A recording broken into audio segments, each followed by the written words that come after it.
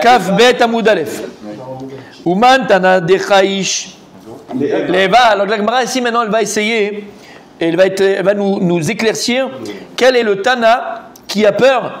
Parce qu'on a vu hier qu'il y avait donc pourquoi dans Kodesh. D'accord? Ah oui. Pourquoi dans Kodesh, finalement, on accepte des Amaratim, et donc il y a le khashaj de Khatsitsa, parce qu'ils vont au Beth Amikdash, on va pas leur refuser, il y aura un peu cette haine, ils vont dire voilà, on est repoussé par les Chachamim, on est repoussé par on veut pas.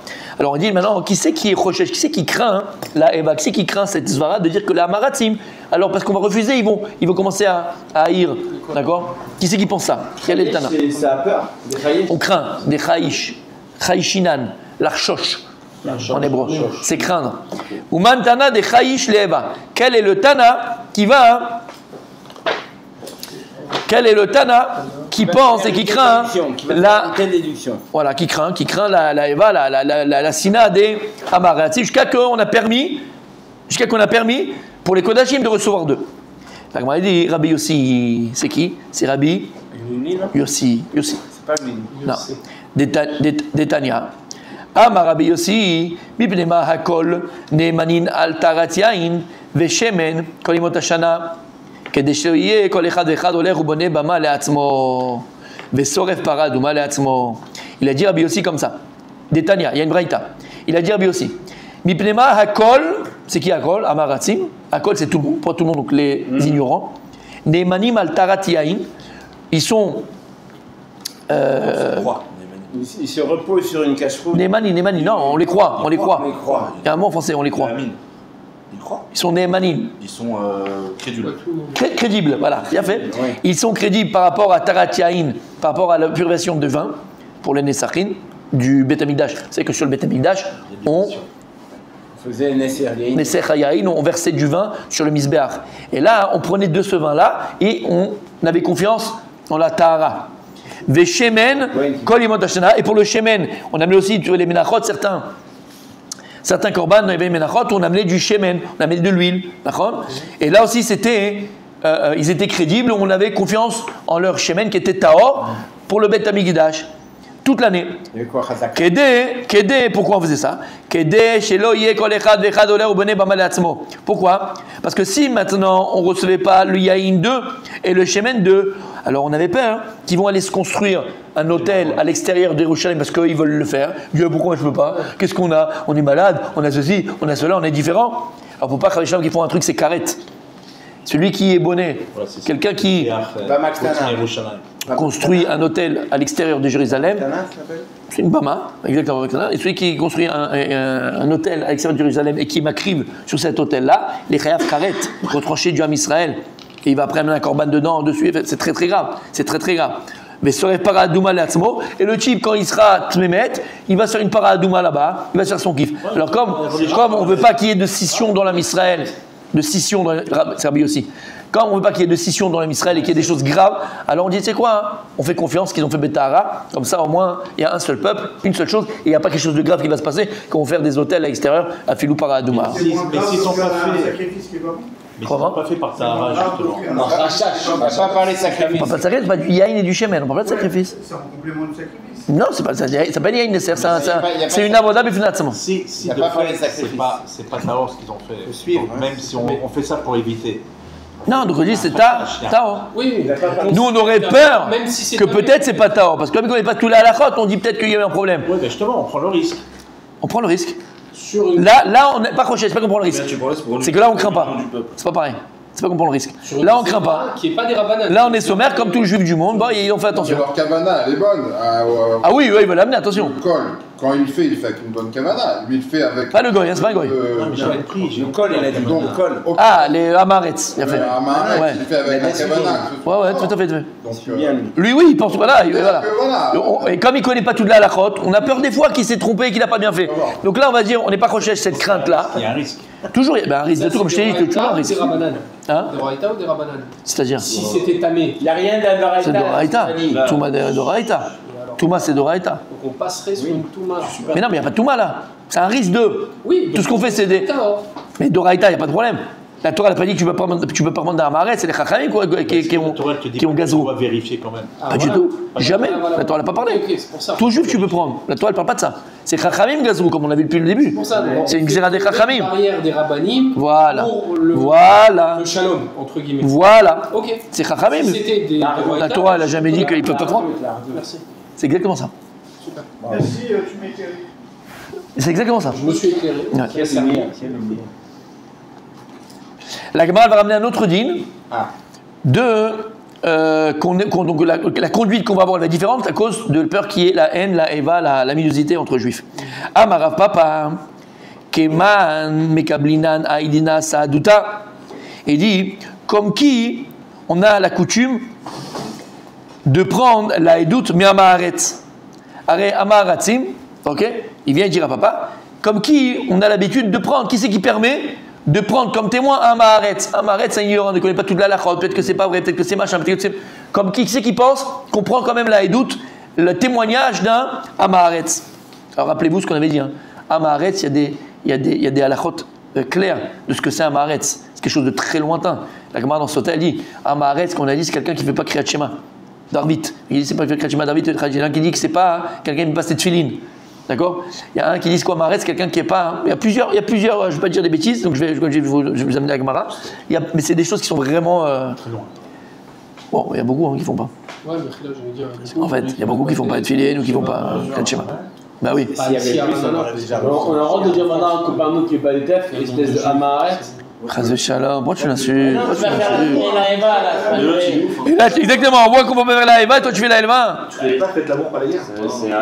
C'est un état. Il fait que l'amour. Il fait que l'amour. Ah ouais, il fait pas. Il a dit l'Ashkenaz. Non, mais c'est un état. Ok.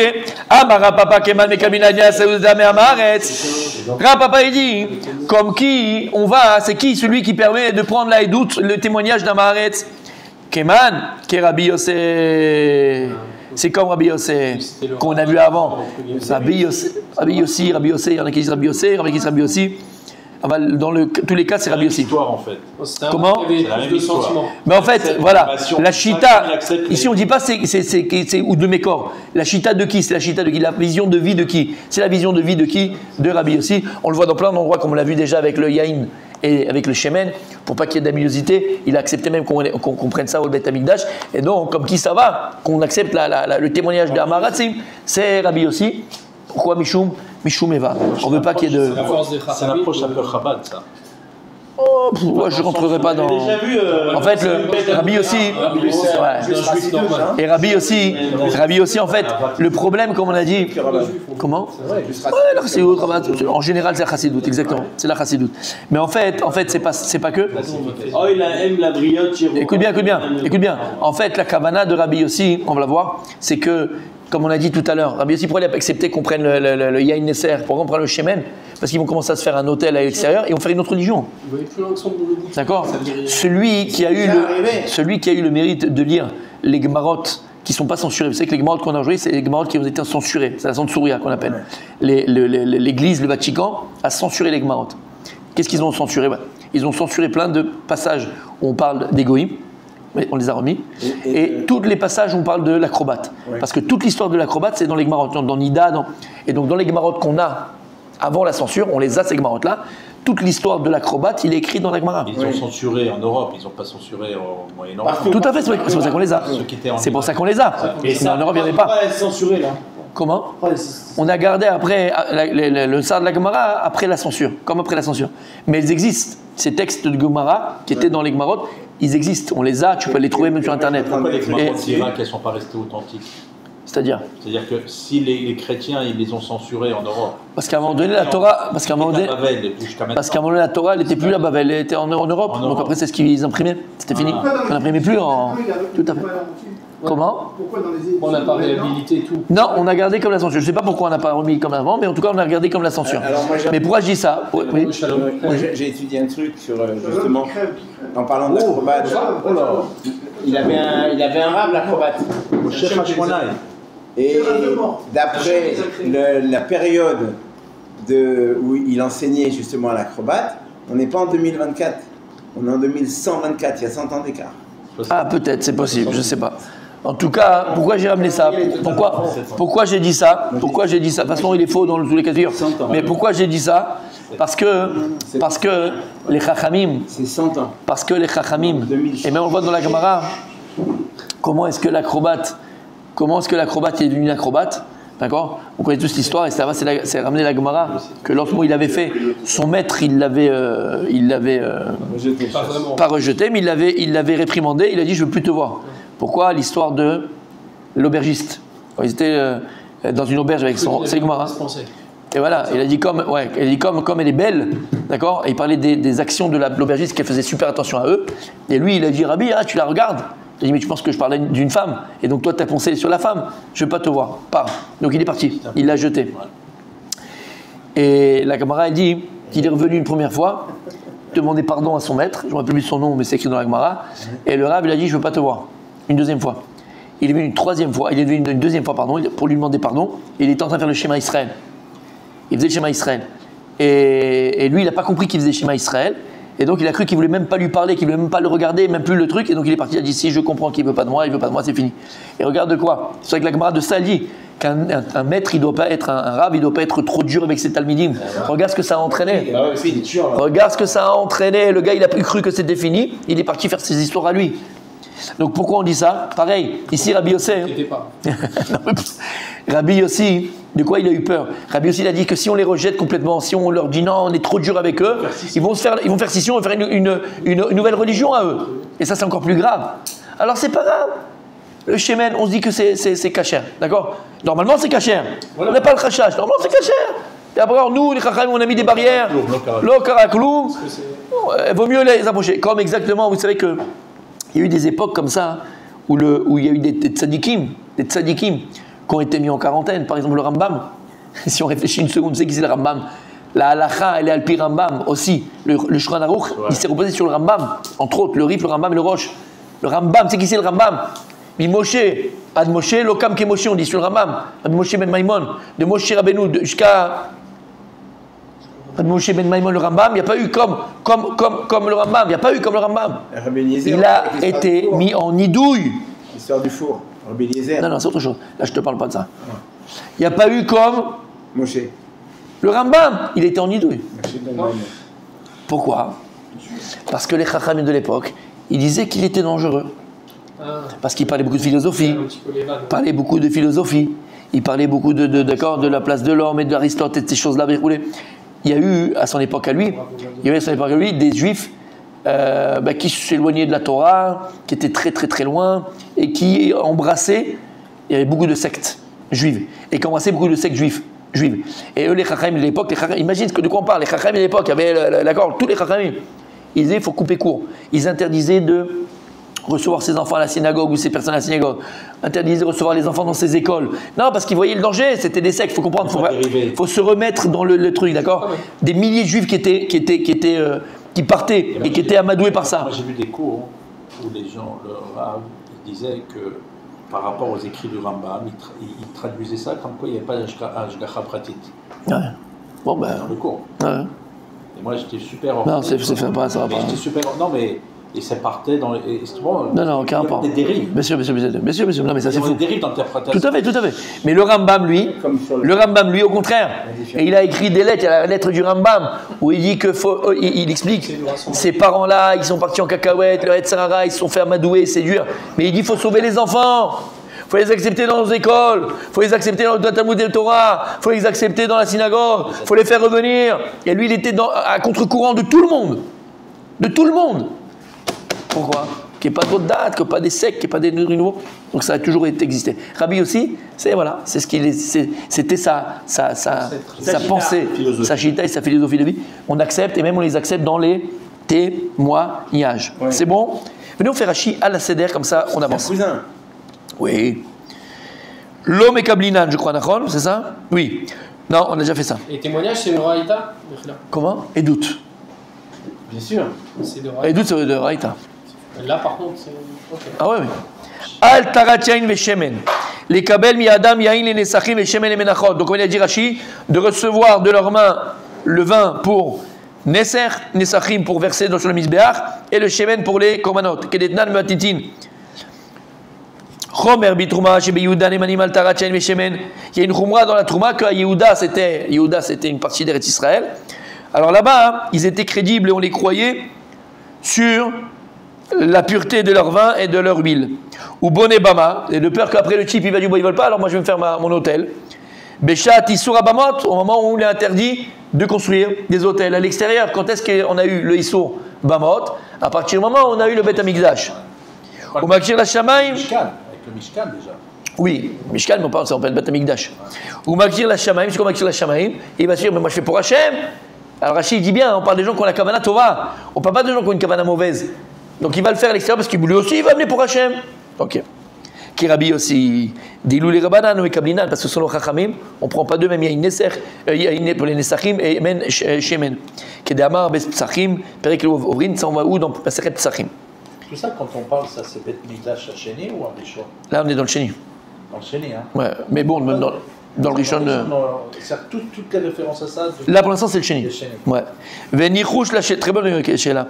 Venichouch la Sheela, on n'a pas fait, Ok, on n'a pas fait. Grave, une question. On continue, oui. Si avant qu'il y ait le Bet Hamikdash, on voit qu'il y avait ils faisaient des offrandes à des endroits, des choses comme ça. Pourquoi après qu'on ait perdu le Bet Hamikdash, les Chachamim, ils n'ont pas dit on pourrait refaire des offrandes comme on faisait avant le Bet Hamikdash? Parce qu'en fait, on aurait pu continuer. Il y a Matan Torah. À partir du moment où il y a eu le Bet Hamikdash, ça a annulé toutes les bamot à Chaka. C'est fini. Tout ce qu'on a pu, c'est qu'il n'y avait pas encore. Il y avait l'Okiyem. Ça, c'est Vada, mais il n'y avait rien encore. Il n'y avait pas la Torah. Shimshon, les pères de Shimshon, il a fait un sacrifice quand il a vu. Parce qu'il était à Shiloh, c'est que le Bet Hamikdash. Il était à Shiloh? Ouais, il n'y avait pas de Bet Hamikdash encore. Non, mais quand ils ont vu l'ange, ils ont fait un korban. Oui, mais il n'y avait pas encore le Bet Hamikdash. Oui, mais il y avait Mishkan, c'est pareil. Non, c'est pas pareil. C'était à Shiloh. Non, c'était pas pareil. Ils faisaient les bamot. Les bamot, à l'époque du Mishkan, ils avaient des bamot. Mishkan dans le désert, je ne sais plus, je ne sais pas. Mais en tout cas, Shiloh, oui, ils faisaient encore à l'extérieur. Ça veut dire, on a perdu. Bet Hamikdash, il faut que c'est fixe. Tant que c'était pas l'hôtel fixe, tu pouvais le faire. C'est-à-dire quand c'est Mishkan. Oui, a priori oui, parce que c'est fait que ce soit fixe. Tant que c'était pas fixe, oui. Shiloh, c'était pas fixe. Et après, il y a Yavne, il y a eu dans plusieurs endroits, c'était pas fixe. Et je pensais que le temps de Mishkan, c'était que cet endroit-là. Non. C'est pas marqué même dans les Pasukim quand ils parlent de la construction du Mishkan. Uniquement dans le Bet Hamikdash. Ils disent pas que ce sera que là, vous n'avez pas le droit, tout ça. Il faut que je vérifie, mon tzaddik. Je peux pas te dire des bêtises. Mais en tout cas, une chose est sûre, c'est quand il y avait le Bet Hamikdash. Quand c'est quelque chose de fixe. Alors, il faut que je vérifie. Oui, il faut vérifier. Ouais, il faut que je vérifie.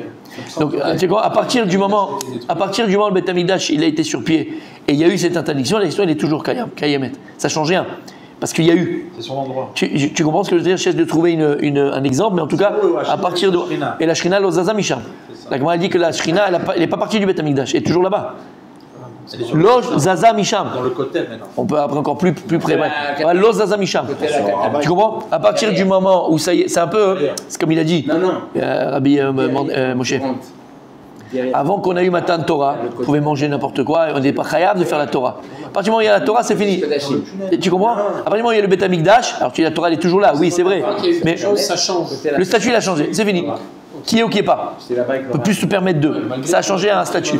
Voilà. On n'a pas de Bet Hamikdash, c'est rien, on est en galoute. Hein. Malheureusement on est en galoute. Ok, alors la Gemara elle vient dit. Ok. On revient. La Gemara, donc elle a dit quoi? La Mishnah dit quoi? Shimadenim keli betor keli la trouma. Donc qu'est-ce qu'on a dit? Que pour la trouma, on peut tremper un keli betor keli. Mais lo chayshinan mishum chatzitza, uniquement pour le kodesh. La Gemara revient sur ça maintenant, d'accord? On revient sur ça. Quel rapport? Quoi quel rapport?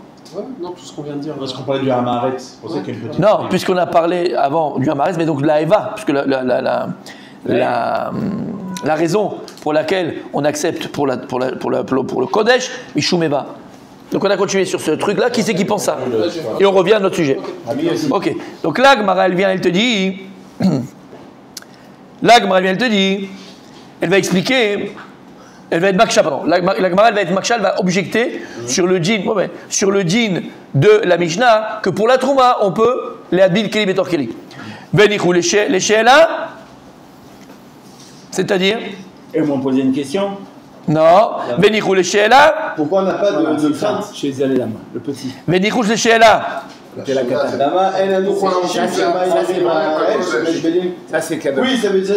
J'ai là pour on n'a pas de crainte que le Amaeret, il va venir voir. Ah ben on a. Venichou le she'ela. Mais c'est ça, Lama, En Rosheshim. Même dans Trouma, normalement, on devrait interdire. Pensez. Ah oui. Tu l'as pensé? Je l'ai pensé. Eh ben, tu l'as pas dit. Non. Eh ben voilà. Mais non, mais parce qu'on l'avait vu. Ouais. C'est par rapport Ouais. à tu devais garder pas dans des tonneaux en bois, des trucs comme ça, et du coup. C'est quoi Venichou le she'ela? Ah, je crois. Même dans Trouma, tu devrais interdire. Pourquoi? De peur que Behemet, le Amaret, il n'est pas baki dans les pratim, dans les détails du din de Dvilat Kelim. Et les Kelim sont restés Tmeim. Et après, un autre jour, pour quelque chose, un Chaver, il va venir, il va emprunter de son voisin Amaret un Keli qui est tamé. Mais les là, oublie pour la Trouma, mais pour n'importe quoi. Donc même la Trouma, ça devrait être interdit. Bah oui, il est tamé. Il est tamé. Même vous le La Gemara, elle vient. Bon, ben, parce que là, on est entre Ekdesh et Trouma. Donc, là, et la Gemara, elle va amener une preuve à ça. Que quoi? Tu vas me dire non, parce que tu aurais pu me répondre quoi? Rabbi Raphaël, il est bon, je le dis à ta place, il a fait mieux. Il a dit Rabbi Raphaël, enfin, il l'a dit, il l'a pensé. Tu pourrais dire, mais ok, tu sais quoi, les Chaverim, ils en prennent pas d'Amaretsim. Donc, on n'a pas peur. Ils en prennent pas! C'est quand uniquement ils amènent au Beth Amikdash, alors il va donner au Kohen, quand il va donner au maître pour le Kodesh. Mais de venir emprunter à ton voisin Armet, tu vas pas, toi t'es un Chaver. Tu aurais pu dire ça. La Gemara dit non. Mais on sait que les Chaverim, ils en prennent des Amaratim. Si son voisin c'est un Amaret, il lui emprunte, non, c'est ça. Des Tnan. C'est quoi des Tnan? Dans la Mishnah, c'est marqué dans la Mishnah, il y a des Tnan. Dans Maseret et Douyot, il y a écrit comme ça. Kli cheretz matzil al akol divrei Bet Hillel. Bet Shammai omrim eno matzil ela al ochalim. Ve'al hamashkim ve'al kele cheretz. Alors, la Mishnah là-bas, elle parle de deux choses. La première, Kli cheretz. C'est quoi un Kli cheretz? un ustensile en terre. Argile. Une argile. Non, en terre cuite, avec un trou. D'argile? Ok. Kli cheretz, c'est un keli qui est fait d'argile, ok? Et il est moukaf, entouré d'un mircé très méoudak. Un mircé. Ah, il est plaqué. Mircé. Un mircé. Un couvercle. Serré. Ah, il est recouvert. Et il se trouve entouré. D'accord? Moukaf. Et il se trouve Bewelamet. Dans l'endroit où il y a un mort, dans une pièce où il y a un mort. Sur le toit où il y a un mort. Donc il est tamé. Donc, mais non, le Well. Je ne connais pas les halachas de Well. Donc, le Kli cheretz, il est matzil, ce qui se trouve à l'intérieur de Touma. Oui. Donc, ce qu'il y a à l'intérieur, il reste taor. Parce que le Kli cheretz, il n'est pas métamé, mi bachutz. On l'avait vu. Et là, Machloket Bet Shammai et Bet Hillel. D'accord? Un Kli cheretz, il ne s'impurifie pas. Il est dans la tente, mais de l'extérieur, ok, il ne s'impurifie pas. Donc le Kli cheretz, il est matzil même shemesh betocho. Normalement, il est dans la tente, tu dis même ce qu'il y a à l'intérieur, il est tamé. Non. Puisque le Kli cheretz, l'extérieur du Kli cheretz est non métamé, il sauve ce qu'il y a à l'intérieur. Maintenant, sur ça, il y a le Machloket Bet Shammai et Bet Hillel. Est-ce que Behemet, le Kli cheretz, il va sauver tout ce qu'il y a à l'intérieur ou pas? Ou bien, il va sauver uniquement Ma'achal, Mashke et le Kli cheretz.